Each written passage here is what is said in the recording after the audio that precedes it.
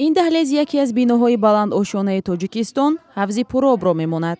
این آب از آشیانه‌های بالا به تهخانه ریخته زندگی ساکنان آشیانه‌های پایانی را مشکل کرده است.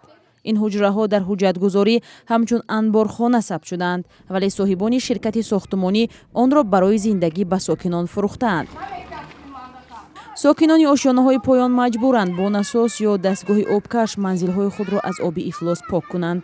همزمان آبی آشامیدنی آنها را از نقطه اساسی قطع کردند. تای پدوال داشتیم خیلی خونه کده دادنمون همیره با برون سرپرست شکوش خریدیم سوم دادیم بیاگون چیزی دیگه چی نکردیم خیلی سرپرست بدن دوم سوس کده شروع سوس کنه تو کارمو خالی میبروریم میشویم ایشا میکشیم اوشا میکشیم بوی توالت بوی همه چی در خونه شتگه دیگه زندگی کم نمیشه در اونجا آی توالت آی تو ای خونه برومد است ای خونه برومد گودکو دخترکو نمیفهمن میان آی تازه گفته میخرن. این بنا را شرکت ساختمانی رستمیان بنیاد کرده است. تا زمانی تهیه گزارش نتوانستیم رهبری آن را پیدا کنیم. دهها بینای نوساخت بلند آشانه در محله نوبهار در کناره‌های دوشنبه تنها از یک نظام آب و کاغذ استفاده می‌کنند. سرباری زیاد باعثی از کار ماندن دستگاه شده است که آب حاجتخانه این بیناها را به نقطه اساسی می‌پرتاید. ساکنان آشیانه‌های پایان مجبورند آب را قطع کنند که در پی این دهها بلند آشیانه دیگر به آب ماندند. چخری کندگی در همین درنی همین آب هوی میکنن همین که زورش میاد دیگه همین جهویش میته ای 13 اتاژه می ای سمیا این قدر آدم میره نفس میکشه این قدر خلق در عذابیم بگیم عذاب. ساکنان میگویند کسی ارزششان را نمیشنود.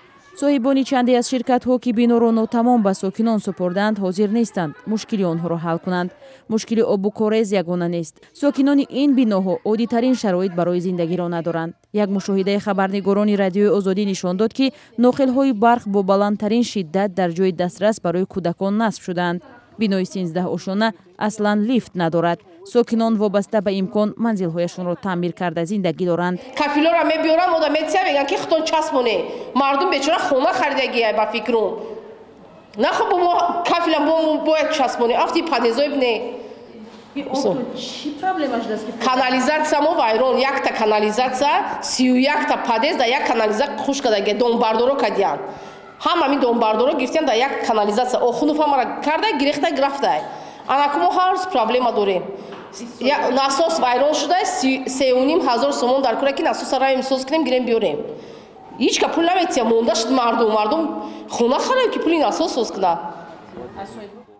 شکایت ساکنان در حالی است که شرکت‌های بیناکار مشکل را به همدیگر ربط می‌دهند. ساکنان گفتند بیناها را شرکت‌های رستمیان، ماوراءالنهر، صاحب دوست و غیره بنیاد کردند. یک مسئول شرکت صاحب دوست گفت که ساکنان بیناهای او هم چند روز باز آب آشامیدنی ندارند و گویا مشکل در نظام آب و کاغذ است که فرسوده شده است. وی گفت شرکت آنها از کمیسیون دولتی گذشته هیچ مشکل ندارد.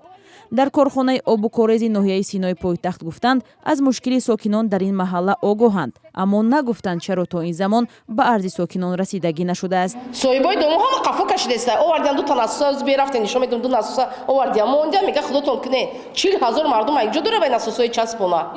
ترسی صاحب ملکان این بلند آشانه‌ها از آن است که با شروع فصل گرما نبودی آب تازه و زندگی در تهخانه‌های پر از آب افلاس امکان گرفتار شوی کودکانشان را به بیماری‌های سیرتی بیشتر می‌کند.